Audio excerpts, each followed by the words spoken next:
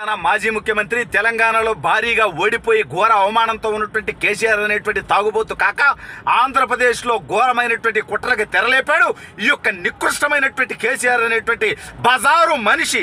అయితే రేవంత్ రెడ్డి దెబ్బకి ఒకవైపు అక్కడ విలవిల్లాడుతూ ఆంధ్ర రాజకీయాల్లో ఏలు పెడుతున్నాడు ఈ నికృష్టపు కేసీఆర్ అనేటువంటి బానిస కుక్క.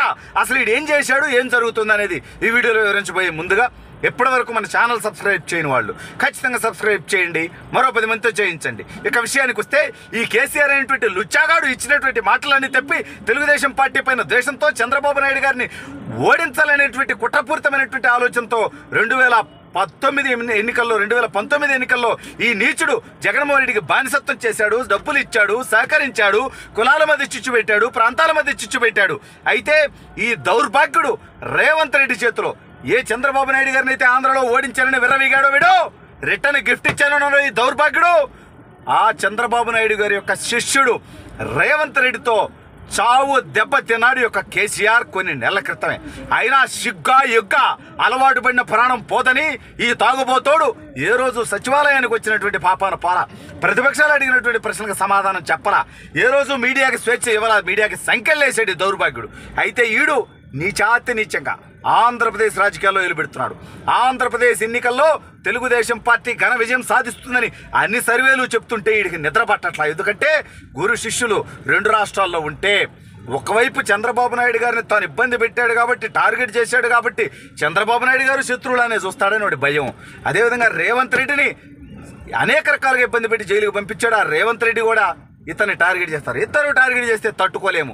ఒక చోట నా జగన్ లాంటి లపూటన్నా నా బానిసగా ఉంటే ఒక చోట ఎట్టో కొట్టు సర్వే అవుదాం అనేది ఒక తాగుబోతూ ఫామ్ హౌస్లో పడుకునేటువంటి పాకీగాడి యొక్క ఆలోచన. సిగ్గు లేకుండా ఆంధ్రప్రదేశ్లో జగన్మోహన్ రెడ్డి గెలుస్తాడని చెప్తాడు ఆ నీచుడు. నీకేం పని లఫుటా కొండే మా రాష్ట్ర రాజకీయాలతో, మా రాష్ట్రంలో ఎవడు గెలుస్తాడో ఎవడు కొట్టేయాలో నువ్వెవడోరా చెప్పడానికి తాగుబోతు లఫోట్.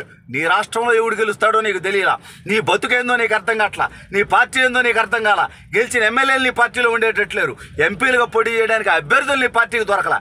నీకెందుకురా మా పార్టీ గురించి లోపార్ కేసీఆర్ అని అడుగుతూ కేటీఆర్ గారికి కూడా అహంకార మతం అధికార మతం చాలా ఉంది. ఈ రెండింటి మధ్యలో ఈడేం కుట్ర చేశాడయ్యా అంటే ఎంఐఎం అనేటువంటి తన బానిసను ప్రవేశపెట్టాడు. అసదుద్దీన్ ఓవైసీ సిగ్గు లేకుండా ఈ రాష్ట్రంలో ఒక పరిశ్రమ రాలా, ఈ రాష్ట్రంలో జగన్మోహన్ రెడ్డి ఇచ్చినటువంటి హామీలు గాలి కుదిలేశాడు.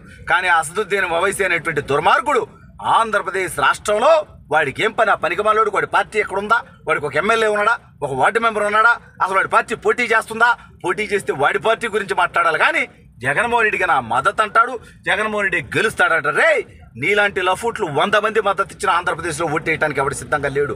జగన్ విధ్వంసం వల్ల మా రాష్ట్రానికి ఒక రాజధాని లేదురా నీచుడా. నీకేమైందిరా అసదుద్దీన్ ఓవైసీగా బానిస కుక్క కేసీఆర్, నీకేమైందిరా?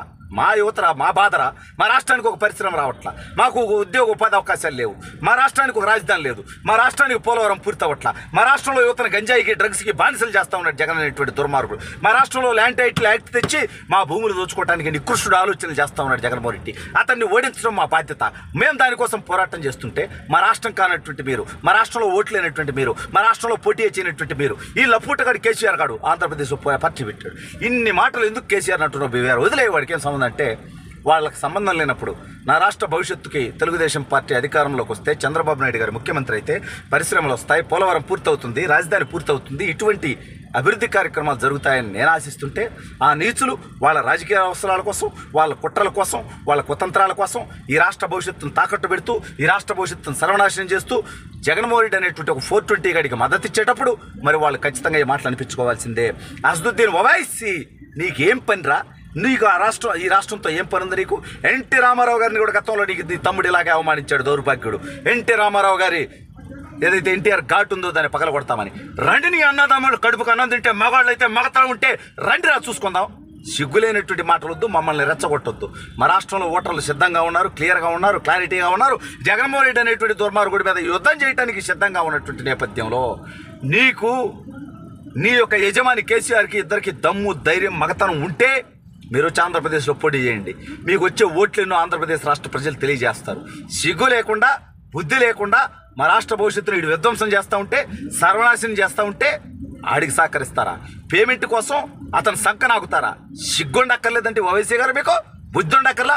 ఈ రాష్ట్రంలో మైనార్టీల హత్యలు జరిగినప్పుడు, ఆత్మహత్యలు చేసుకున్నప్పుడు, జగన్మోహన్ రెడ్డి మైనార్టీల యొక్క వాళ్ళకి ఇస్తున్నటువంటి పథకాలు ఆపేసినప్పుడు నువ్వు మగాడు అయితే కడుపుకు అన్నం తింటుంటే ఓవైసీ నువ్వు ఆ రోజు మాట్లాడుంటే పర్వాలేదు, ఓవైసీ గాడిలో నిజాయితీ ఉంది, దౌర్భాగ్యుడు అనేటువంటి నేను కూడా.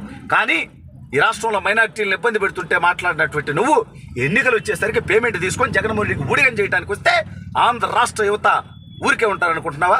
సిగ్గులేనటువంటి దౌర్భాగ్యమైనటువంటి పనులు మానుకొని ఆంధ్రప్రదేశ్ ఎన్నికల్లో బీఆర్ఎస్ కానీ, కేసీఆర్ కానీ, ఓవైసీ కానీ ఏలు పెడితే మర్యాద ఉండదు మీ ఇద్దరికి.